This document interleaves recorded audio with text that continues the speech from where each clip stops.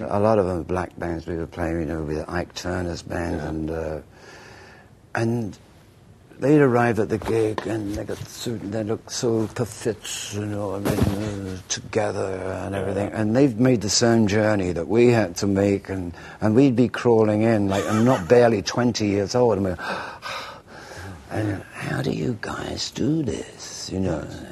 Well, son, you know, take none of them, you know, smoke a little of this, and, you know, so it was a background, it was backstage secrets, you know. I mean, basically that was the way they did it, you know. I mean, to be able to make 2 shows a day and maybe 500 miles apart, I mean, you need some sustenance, you know, and it's not just food and water, you know. Once they were aware of it and they realized that they could, you know, get something out of this, but I mean, busting junkies and busting, you know, somebody for some weed, they didn't even know what it was. And of course it exploded, and then they started to bust the Beatles, you know, well, you know, it's getting out of hand, you know. Yeah.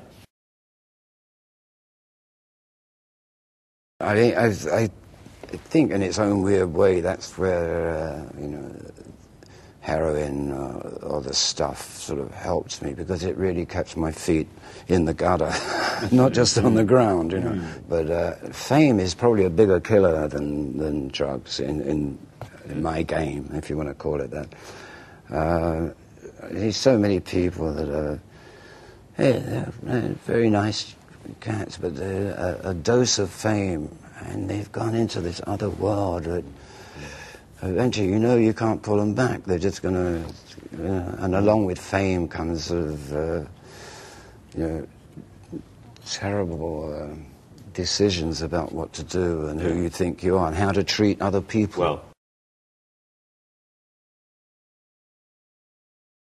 I was very, very worried that he'd gone there too. And to a certain extent, he did for a while. And this was the period during the 80s. yeah. And I have to say, you know, in defense of my friend, sure, I wrote the songs and I'm coming up and doing the gigs, and I'm doing it, but in that period, I had nothing to do with the running of the Stones, you know. He assumed control. He assumed that he was the leader. And so when I stopped the dope and I said, hey, Mick, thanks for holding the fort, you know, I'll carry some of the, give me the load, I'll carry my load now. And it surprised me that instead of with a sigh of relief, he didn't want to relinquish one of his strings. It was Mick Jagger and the Rolling Stones. Yes, it's this assumption that, you know, he was bigger than the Stones, which I, you know, started first to annoy me and then slowly enraged me. When in the 80s, when this thing with Mick happened, and I'd betrayed, we were betrayed. I'm talking to Charlie Watts. He's betrayed the band. I mean, I don't mind him betraying me, but you can't betray the band, you know. There's just as much my baby as his, you know. And also I thought it was taking it off in a slightly wrong direction. I rely incredibly on Charlie Watts's pragmatic and calm. To come to some... If Mick and I have a problem with each other, with Charlie...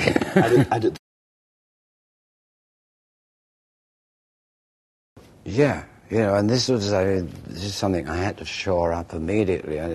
At the same time, you know, when I thought, hey, a band that's been together for virtually 25 years or so, because I'm talking about the middle 80s now, 85, 86, and, there's bound to be a point where friction comes into it. You know, nobody has the perfect marriage, and nobody has, you know, you can't expect it.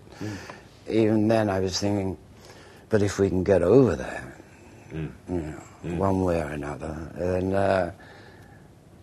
it would be a lot stronger for it, you know, if we can heal the wound.